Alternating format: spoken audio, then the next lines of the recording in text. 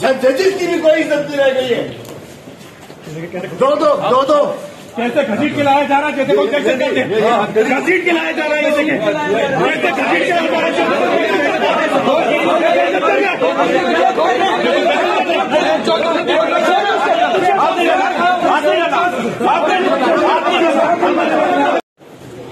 जजिस की भी कोई इज्जत नहीं रह गई है। दो कैसे घसीट के लाया जा रहा है, जैसे कोई कैसे घसीट के लाया जा रहा है, जैसे घसीट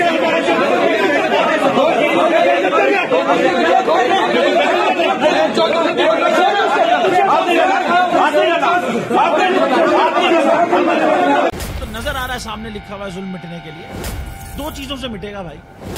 एक, अदल की कुर्सी पे जो लोग बैठते हैं ना, वो अदल के हिसाब से फैसले करने लगे। दूसरा, कौम निकल खड़ी हो जुल्म के खिलाफ, तो जुल्म खत्म हो जाएगा। या इन दोनों में से कोई एक चीज हो जाए या दोनों हो जाए। अगर 420 का मुकदमा था, उस वक्त अदलिया में जो लोग बैठे हुए केस देख रहे थे, वो पूछते ना यार चीट हुआ कौन है। जब उनको दिखता कोई चीट नहीं हुआ, केस खत्म कर देते। तो जालिम जुल्म कर ही नहीं पाता। 9 जजेस ने नोट बिफोर किया मेरे केस को यार, 1.5 साल चला। शख्सी जमानत का केस, सेम केस इस्लामाबाद में कर दिया। एक ही इल्जाम पे 2 केस हो नहीं सकते भाई। मतलब 60 दिन का वक्त होता है, 102 दिन के बाद मैं जीत गया, केस बरी हो गया, 102 दिन के बाद अपील फाइल की, एक्सेप्ट कर ली। नहीं करते ना एक्सेप्ट, खत्म हो जाता ना जुल्म यार। भरी अदालत में मुझे बरी कर दिया, फिर पता नहीं क्या हुआ, 2.5 घंटे बाद का नोट बिफोर।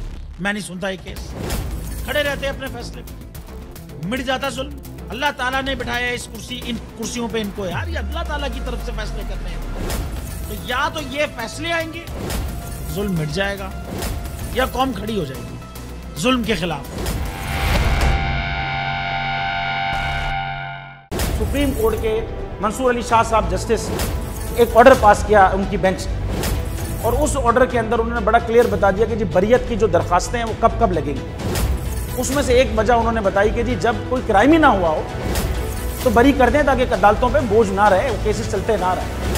सुप्रीम कोर्ट ये मिसालें कब बनाएगा, ऐसे लोगों के खिलाफ जो इस तरह की एफआईआर काट रहे हैं, वैसे ऑफिसर्स, और ऐसे लोग जो इस तरह के केसेस को जजेस चला रहे हैं।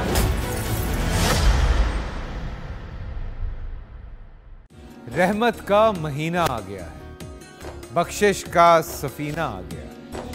होगी मुलाकात उलमाए दीन से, जो देंगे इत्तेहाद बैनुल मसालिकीन का दर्स। जिक्र होगा अंबियाए कराम का, रमजान की स्पेशल ट्रांसमिशन रमजान में।